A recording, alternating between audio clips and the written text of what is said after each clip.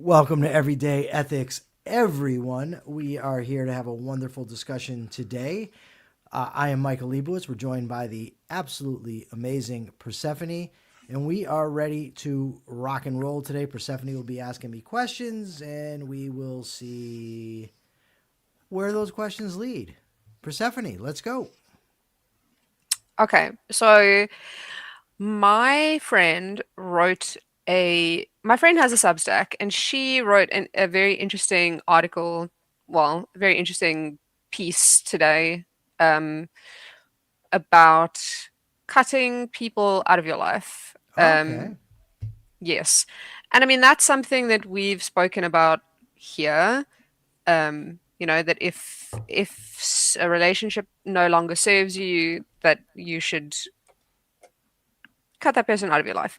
Sure. Um, I highly encourage everybody to go read that blog because she talks about it's called phantom limb friends. Oh, When you cut people out of your life, it is good for you. Um, it is not always it's not always going to feel super great um, because you know, that person was your friend or whatever. And if you do have to cut them out of your life, it can be very painful. Um, that wasn't a question. That was just me encouraging people to go read what I thought was a very interesting it's on blog. Substack, you say? Yes.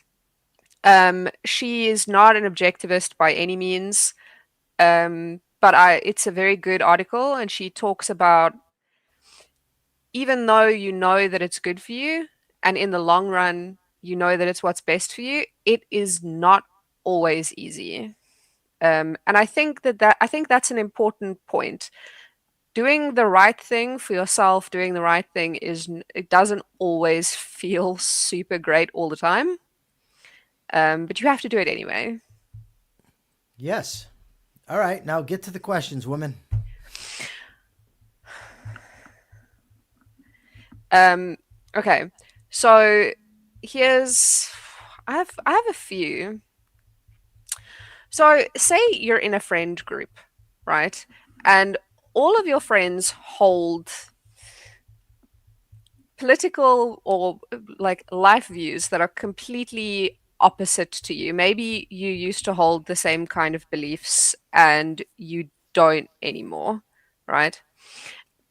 At what like if you express these opinions, these new opinions that you have, maybe you've learned, you know that it's going to create tension in your friend group.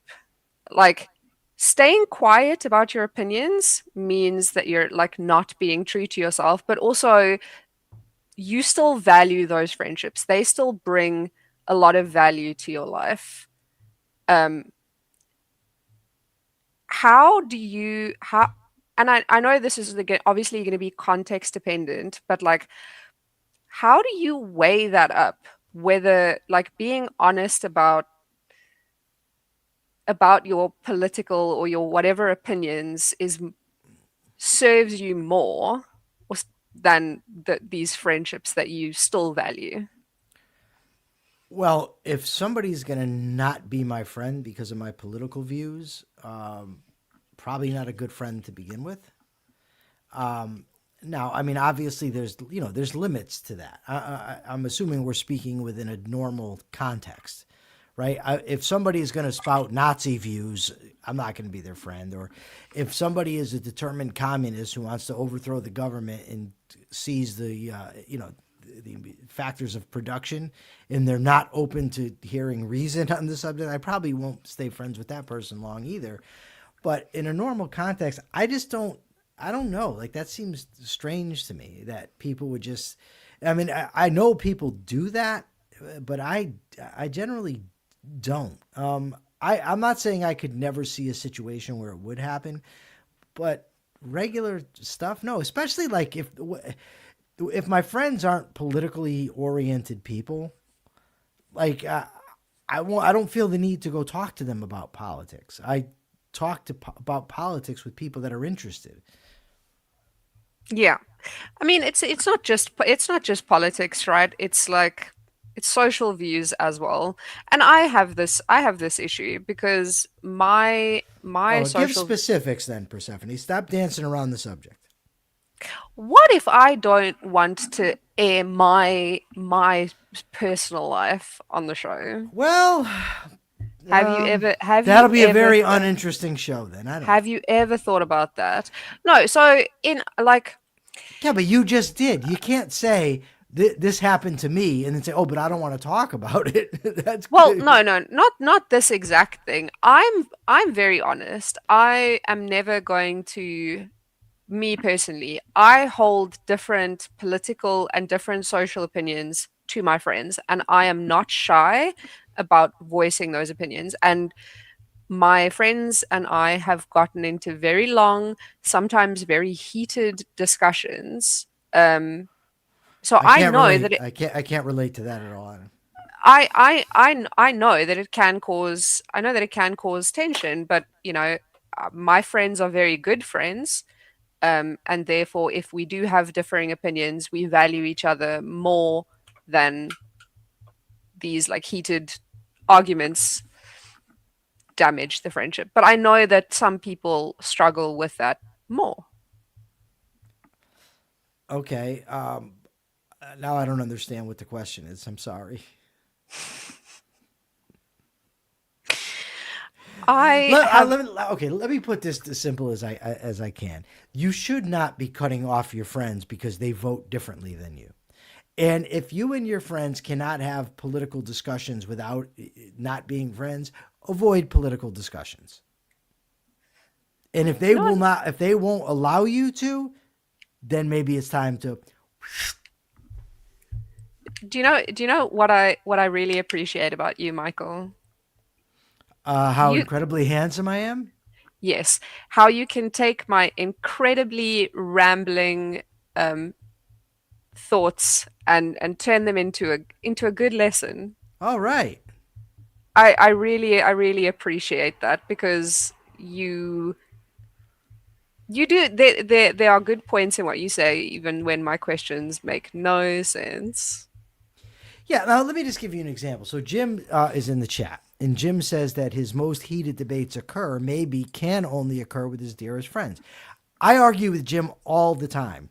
We've argued on the air, we argue off the air, but we both have the same standard that we're going by, right? So what we're disagreeing about is the application of a principle. And we're arguing, and it sometimes gets passionate. But I at no point think that Jim is questioning my intelligence, nor am I questioning his. He's not insulting me. We're not questioning each other's integrity.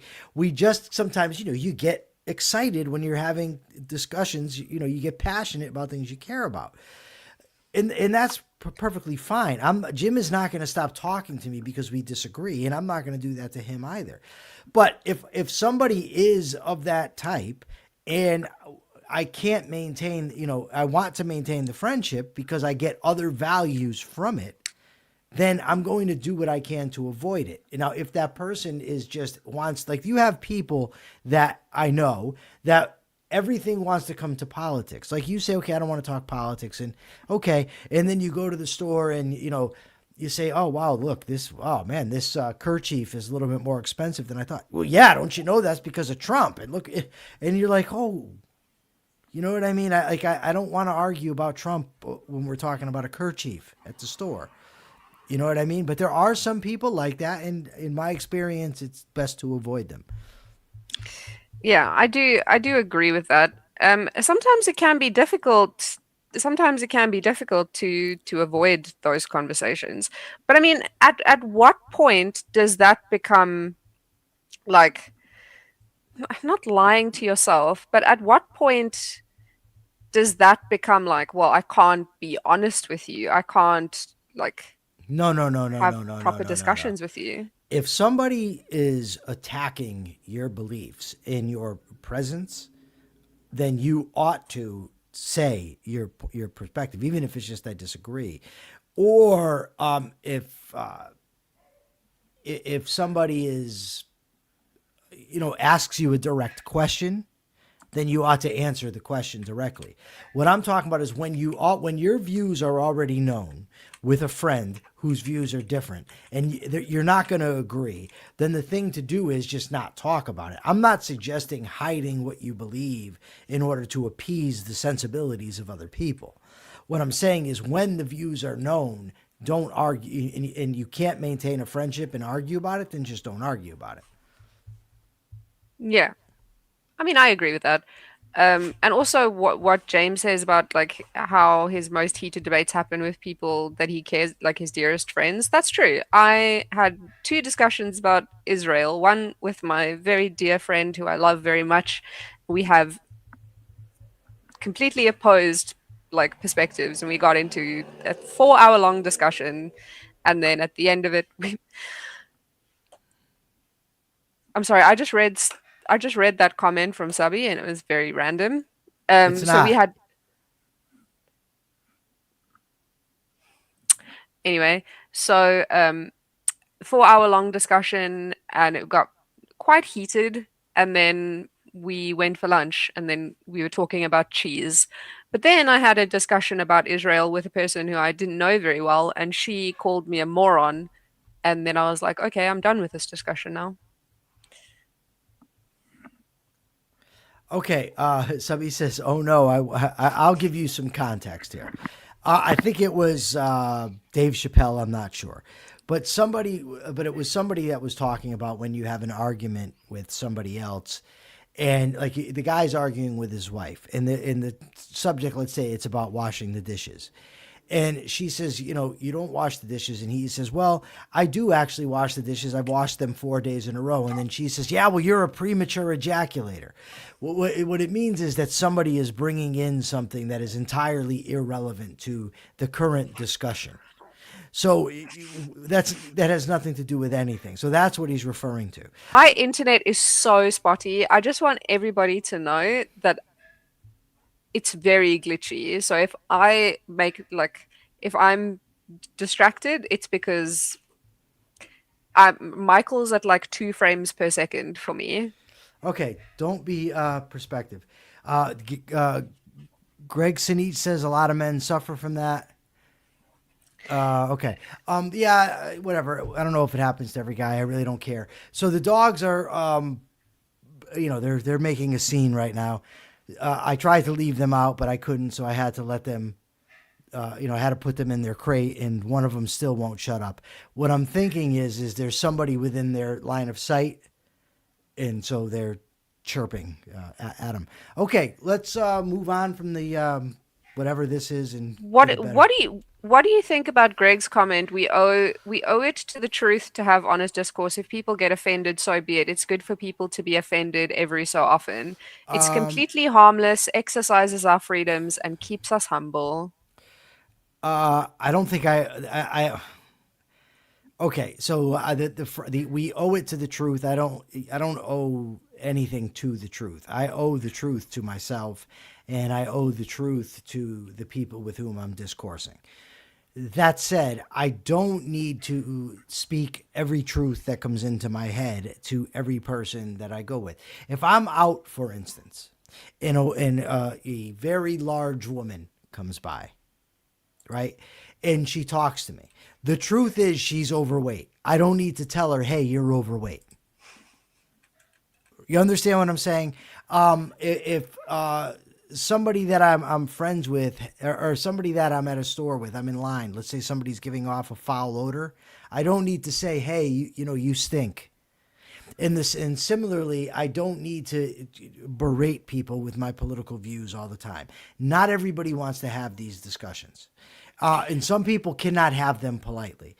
And if that's the case, now I'm assuming a situation where I have a friend that's a good friend in every other regard, but just can't. We disagree politically. We're not going to agree. The conversations aren't fruitful. Then I would suggest not doing it. However, if it's your friend that has terrible body odor, Sure, that's why I changed it to somebody in line. yeah, then I think you owe it to that person, even if that's an uncomfortable conversation to have. Sure. Um, so when something that you said maybe last week, you spoke about how uncomfortable it was for you to learn to be more assertive, I think. So when something is making you uncomfortable, like a choice or it's like an action that you're taking, how do you distinguish between like this is discomfort because it's violating my actual like my values, or just this conflicts with what I've absorbed from the culture? Okay. Hello, Lee. Hello, Katie. Hello. No, this is not a debate. This is just a friendly discussion. We don't. I don't debate on this particular program. Okay. Can you rephrase your question? And, the funny thing is, I know Subby right now is somewhere laughing his ass off. Like he finds it amusing. I do not. When the dogs start that. One time I was live on radio doing an interview, and one of the dogs just started doing that. And it can be very annoying. I tried to be nice and let them roam, but didn't work Yeah, out today. I was just saying, like, while you were sorting out your dogs, mine were in the background, just like having a little tussle, which was really funny. Why do I need to rephrase my question? Because I don't remember it. Okay, so you spoke about when you were learning to be more assertive, it was uncomfortable. Yes. How do you know the difference? Pretend I'm an idiot. How do you know the difference between something being uncomfortable because it goes against your values and something being uncomfortable because it goes against values that you think that you should have or values that you've absorbed from the culture? Well, it's the. I mean, you just it's this it gets back to the truth thing. You have to be honest with yourself, and you have to be willing to use your mind to assess these things. And I mean, like you would never say to me, "How do you know not to run in front of a moving truck?" uh, you know, uh, maybe it's just you're mistaken. I know that, and you know how I know that. I know that because the evidence that I've dealt with and confronted my entire life tells me that a human body cannot withstand an oncoming truck, right? And it's so you have evidence of that, and or you wouldn't say, well, 2 plus 2 is 4, but are you sure that's not just your emotions? And I know it's because of my mind. It's because logic tells me. And it's a similar thing. It's just a lot harder to do sometimes when you're dealing with conflicting emotions and you don't know which one's going, but it ultimately is the same principle that you have to apply reason to this. You have to look at it. You have to weigh all the evidence and then act appropriately. Whether it's your emotions are pushing you in that direction or not, you have to do what's right based on what the evidence tells you. Granted, sometimes it's very difficult to assess because you're so weighted in one direction. It's not, an easy thing to do. So this comes back to sort of what I said yesterday about why these principles are easy in theory, but very difficult, not very difficult, can be difficult to apply in real life, right?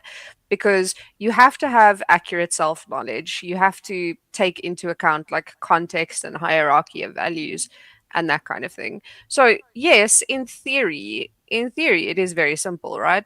Because you say, well, I know what my values are. It's not quite the same as knowing not to run into traffic, right? It actually is. Do you want me to tell you why it is? Tell me why. I deliberately used the example of the truck because in his course, Understanding Objectivism, Leonard Peikoff actually does this, and he talks about how nobody deliberately walks in front of one. Suicidal people too, but people don't walk in front of trucks because they can see the result immediately. And what he talks about is you want to get your abstract views, so you want to attach them to the concrete world so effectively that the violation of your principle becomes as clear to you as the oncoming truck. And I believe he actually says use that as the visual. That's what you want to do. So the fact is you want to assess whether something's right or not, whether something is good for you or not. And while it may be a much more difficult thing to figure out, the accuracy or inaccuracy is still the same. You just have to really learn it so that you understand it clearly. Of course, it takes time, but again, everything that's worthwhile in life is going to take time and effort. Yes, I agree with that. I do agree that everything takes time and effort. I also think that it's another reason that like, and I said this yesterday, why you have to sit and figure out what your values are and really put in the work, because Michael, you do make it sound really, really easy No, it's sometimes. very very difficult, and even when you have it, it doesn't mean that sometimes emotions don't get the best of you. I mean, I use myself as an example. Today we were on the air in the Capitalist Corner, and I got into a heated discussion with my good friend and co-host Mark Pellegrino, and I was absolutely livid by the end of this thing. And afterwards I feel bad about it, but ultimately, just knowing that I shouldn't do that sometimes isn't enough. I mean, you have to work on it. You have to keep going. You have to keep struggling, and you get better. And that will probably happen again, where I'll get angry on air. But hopefully, I can do it less and less, and I can learn to recognize in real time. Okay, I'm becoming inordinately angry here, and I need to stop that. So, Mr. Deagle says, how long did it take for my character to change? It's still changing. I'm still growing. I'm still becoming a better human being. And it's not like you say, okay, I need to change. And then, within 3 years, you're like, okay, it happened now. So I don't know how long it took. Immediately, I started making steps in the right direction. And, years and years and years and years and years. And it gets easier and easier. Um, yes. So Navia is asking about being a vegan ethically. I'm also curious. Do you have any thoughts about veganism? Me? Hmm. What do you mean? Do I have thoughts about it? I'm not interested in it. Is that what you want to know? Yeah. So they asked, "Are you a vegan?" I said no, but I was for 2 years, and I was a vegetarian for 15 years, but I'm not anymore. And they said, "Why not vegan ethically?" I'm just Okay. curious if you have any thoughts about that. Well, the problem is that I do, but it would take a very, very in-depth discussion to discuss. I'll give you the short version. I'm an egoist, so the entire ethical worldview that I operate from is that human life is the standard of moral value, and my life is the standard of value for me. This applies to human beings because human beings both have to they have to discover what is right and wrong, and have to choose it. That's where our rights come from. This obviously doesn't apply to animals. Animals obviously, in that framework, don't have rights. um it doesn't mean that I wouldn't be open to some arguments about mistreating animals, about animal abuse, and that sort of thing being unethical. But as far as eating food, no, especially like if you and I run into each other, first of all, okay, let me put it this way: I have to sustain myself. My body needs to be sustained, right? And the only things that sustain us are other living things. Even if we're going to turn to veganism, it has to be plants. So you're still talking about living entities. So then you have to look at the fact that, do animals respect each other's rights? No, they don't. So I just you're not going to negotiate with a cow. You're not going to negotiate with a chicken. The chicken is not worried about how its behavior affects you. It's just an inapplicable dynamic. But that's about as much as I want to talk about that right here.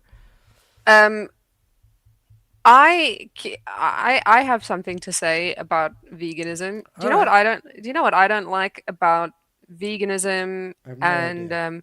I still eat very vegetarian. I don't eat a lot of meat, not for ethical reasons, but I don't. I'm not a big fan, right? I'm not a big fan of meat. Maybe it's because I was a vegetarian for so long. I became a vegetarian when I was 13. And I was a vegetarian vegan until I was about 26. Oh Um, wow. yeah. What I don't like is that um, Peter and a lot of the guys, a lot of the organizations that encourage Oh, veganism are PETA. fucking liars, manipulators. Much of what they say is complete bullshit. Um, and I don't like that. I once was watching Politically Incorrect. By the way, we do accept super chats and super stickers, and they are always very much appreciated.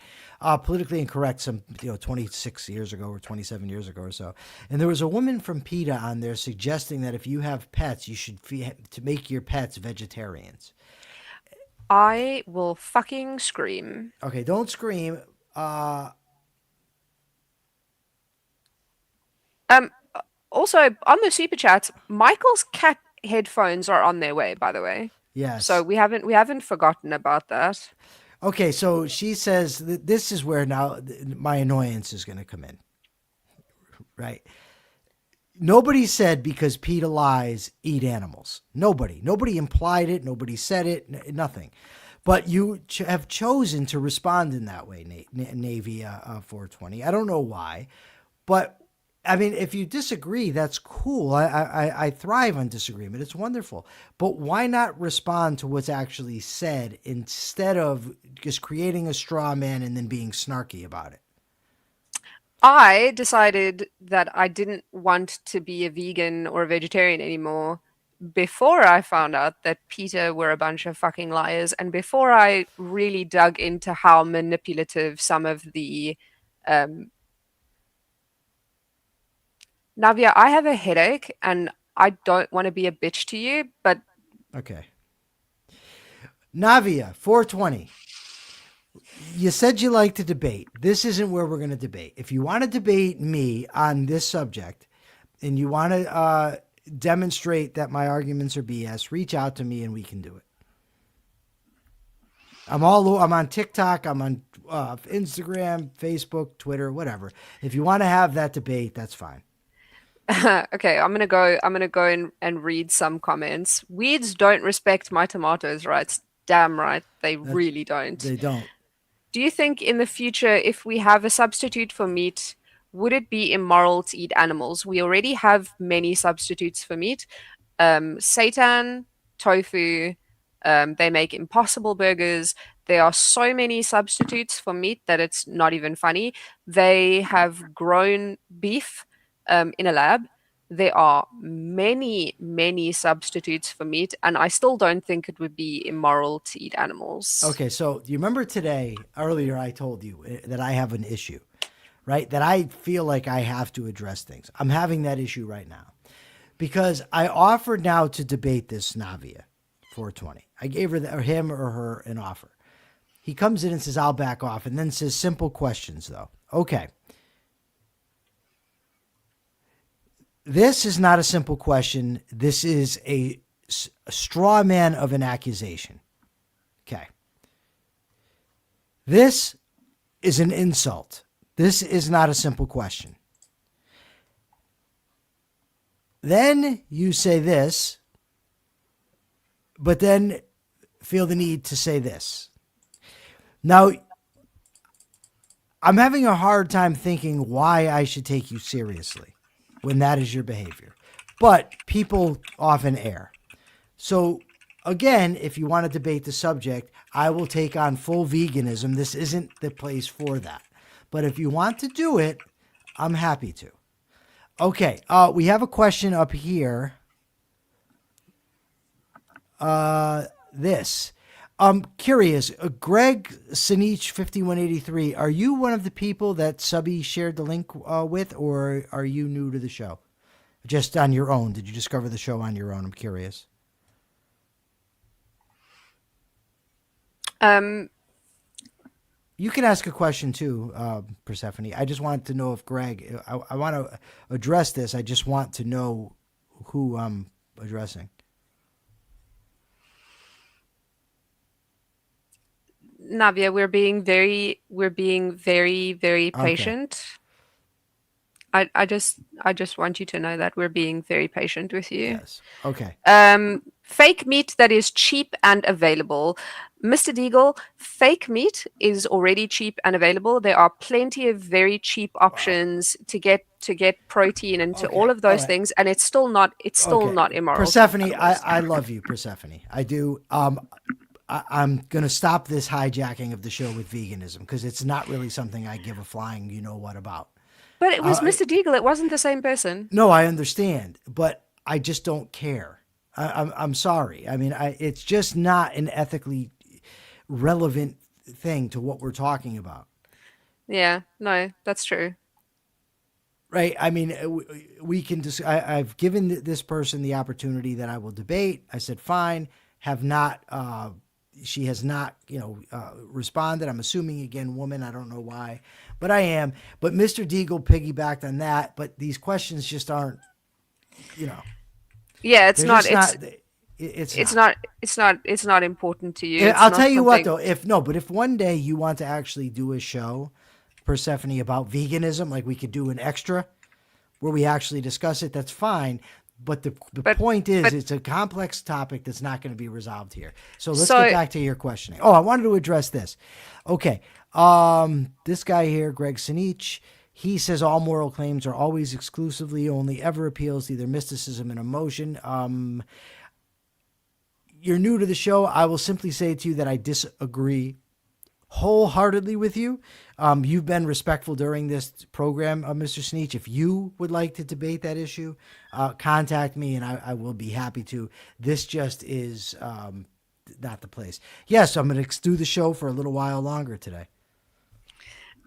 so James did mention doing an extra everyday ethics on animals, and to be honest, it is actually something that I would be interested in doing. So Sure, I'll do it. James and I can do a special episode where we discuss this topic. James and I actually already did an episode of The Rational Egoist where we discussed this topic.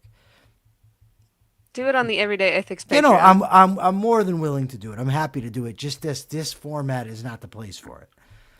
Yeah. And but I'm going to use this as a teaching experience because of the reason. So the person asks, "Is it immoral to eat food?" I immediately said this is a complex topic. I can't, give it justice here, but I'll explain why rights don't apply to animals. And I gave the elevator pitch, right? So now Mr. Deagle steps in. Well, what about this? Right? Now, suppose I address that. Do you think there's not going to be another what about, what about, what about, what about, and I'm going to lose my marbles. And I don't like to lose my marbles because it just can't be done here. Yeah. It's very Okay. true. Okay, we're going to keep going for a little while because I did get interrupted by the puppies. So, new question. When did you realize Mike brings value to your life? Uh, 2 weeks into knowing him. Thank you so much, Persephone. Yeah, you're welcome. You're wonderful. Thank You've you so taught me much. you've taught me a lot, and I love working with you. Thank you so Um, much. Okay, so so I'm going to make a moral judgment. You know how we talk about you have to judge and prepare to be judged? yeah, I am going to make an ethical judgment and I'm going to exercise some discretion. This Navia 420 is an ethical asshole, right? I literally offered to debate and said that we're not going to discuss it here, and the person still wants to keep commenting. So you are a dick, and you are not bringing value to anybody here, so you're gone. I think that was the right approach, correct? yeah. I do you know what I appreciate when people ask questions, but and this is something that you're going to struggle with as the show gets bigger and more people come to the comments. Some Yes. people, they just want to be assholes. They just want to pick fights. Yes. Um, Yes. Yes. Which, by the way, I'm all for. Pick a fight with me. Just do it in an appropriate context and ask a relevant question. right? Like when someone tries to pick a fight and I'm nice enough to say, okay, we can do it in a separate format, I'll give you the platform to give your views and express them and we can debate them. But the person just won't let it go at that. Well, then you're just a dick. So I'll see you later. Okay, let's Yeah. see if you got another question. Um, okay. So sometimes when you have to make an important, I'm coming back to this article that my friend wrote, Okay. right? Because she cut this person out of her life and she knew that it was the right thing to do. But it took her so long. It's and because I know the person that she's talking about, and I know how long it took her to make this decision.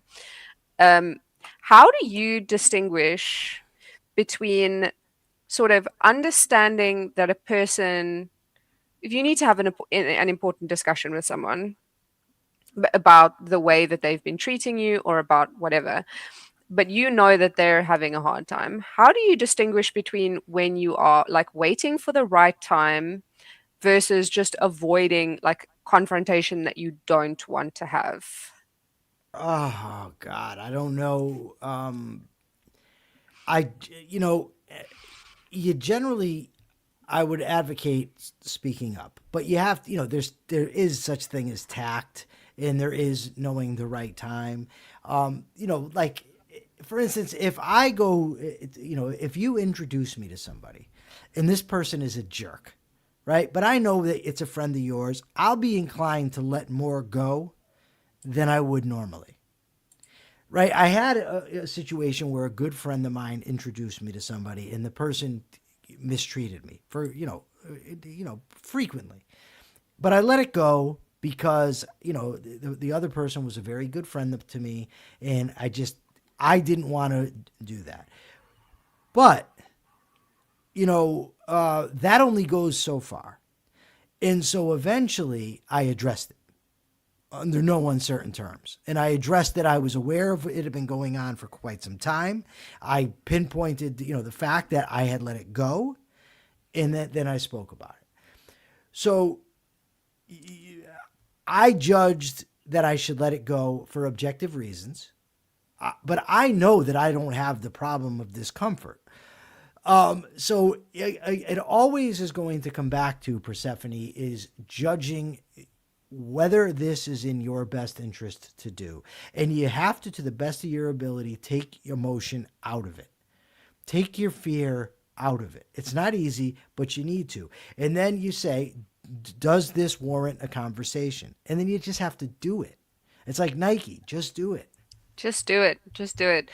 Some people do some people do mistake depth of emotion for how important something is to them or how important a value Right. is. And it's important to understand that just because a thought or an emotion come across your mind does not mean that that's an accurate indicator of what's going on. Recently I was driving to Manhattan, and it was obvious to me, I'm looking to my right, and getting off the exit was going to be a very difficult task. I mean, the traffic was just very long. They're not known for their kindness over there to just let me in. So I kind of was going to miss the exit. I was very aggravating. Right at that moment, subby calls. Right. So now Diana, who panics when this type of stuff is going on, like, oh my God, the world is going to come apart because we're going to miss the exit. And that aggravates me. So I'm aggravated about that. The phone is ringing. She does, should I answer it? Should I answer it? Yeah, go ahead, answer it. And then I said, I hate when he does this. Right. Now, 5 minutes later, I said to myself about, I hate when he does this. I said, what is it that I hate that he does? Calls when I'm missing the exit? You know what I mean? That was just what came to me because of my aggravation. It had nothing to do with the objective reality of the situation. He sure as hell didn't know I was in this situation where Diana was aggravated. I'm missing the exit. I'm trying to get to New York on time, right? But nonetheless, that's the thought that comes into my head. You know what I mean? I said it to her, I hate when he does this. She didn't ask, what do you hate? But I asked myself after, like, what the hell did I mean by that? And it occurs to me, like, okay, do I really hate when subby calls when I'm missing the exit? Because as far as I know, it's the first time that's ever happened. So what Yeah, I no, so what I'm really saying to myself, honestly, is that I hate when people call when I'm in the middle of doing something, even though people can have no idea that I'm in the middle of something, right? Any more than I can know when they're in the middle of something when I call. But so this is the automatic thought. Now, the tendency that a lot of people have, in my experience, is to, because that thought comes across their head, they assume it's valid. And it goes yeah, no further than that. So you're right. You have to question these things. So the fact that you have a disinclination to call, to talking to somebody doesn't mean that's right. It doesn't mean though that you say, okay, because my emotion's telling me no, that means yes. Because that's still acting on emotion. You're just doing the opposite. The thing to do your best at is to set the emotion aside and come to a rational assessment of what you should do. yes. Again, something that takes a lot of work and that is not very easy. No, not easy at all. It takes time and effort. But again, if it's worth it, it's going to require time and effort. Yes. Also, Sabi, I want you to know that I did see the question about how you've changed, how Michael has changed my life. And we were And going I to answer it until you called me a dick, and now we've decided to move on with our lives. So how about that? You didn't want not to answer my calls? not that I wanna fluff Michael's ego or anything, eh? But if I have to get into that right now, I promise you I will start crying. And no one wants to see that. Aw. No, shush, shush you. I just came across, I think, one of the most ridiculous tweets I've ever seen in my life. And I've seen a lot of ridiculous tweets. Uh, please tell us what it was. Just somebody saying that Trump has done more for libertarians than any other human being living. Oh, fuck off. Yeah. Um, so how I have James and Subby. I don't want to cry, guys. I already have a headache. No, I got a wicked good suggestion. James and Subby have each other's contact information. Perhaps they should contact each other and have a good cry together. That would be wonderful. Mike is an amazing guy. I agree with that. Thank you. Um, All right, I'm going to give you one more question, and then I got to wrap it up because I do have a day job that I have to get to. yeah, me too. Um, so how do you know? This all comes back to a question that someone asked a little while ago. How do you know when you're telling yourself like I need more time to think about this decision is genuinely like weighing up the pros and cons versus just avoiding a decision that you know you have to make but you don't want to. Also, again, this ties into this cutting off a friend thing. So if you're thinking about cutting someone off, how do you rationalize like I Okay, need to give myself more time to I got to tell you something. Okay. Hmm, Yeah, I need a favor from you. Don't no. say rationalize because what rationalize means is come up with a false justification. So when you're saying to me, how do you rationalize? That's what I'm hearing. The thing is how do you rationally assess this? Rethinking the wonderful how guy do, thing? how do you rationally assess when to tell someone that they're being a jerk to you because you have a headache and it's 10 o'clock at night and you can barely think straight and he's questioning your vocabulary choices? Well, it's not the first time. If it was the first time, I would have let it go. This has been a repetitive pattern. The thing to do, and I'm just mentioning it now. So the thing is, Persephone, is that we have to remember that people are individuals, right? And nobody else can make decisions for you. What we can do on a show like this is give you a framework of how to decide. But many times it just comes down to you have to make the decision based on your best rational assessment. What you don't want to do is make the decision based on your best rationalizations.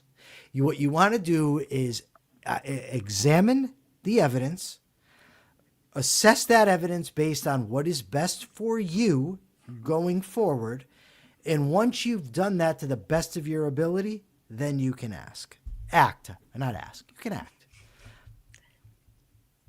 I can't wait until tomorrow because I've got such a good question to ask Okay, you. okay. I can't wait either.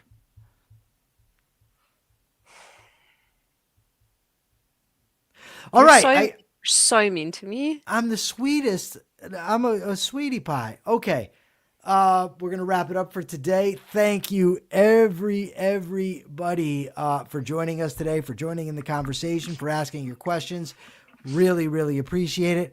We hope to see you tomorrow, 2:30 p.m. Eastern time for the Friday edition. Until then, be ethical.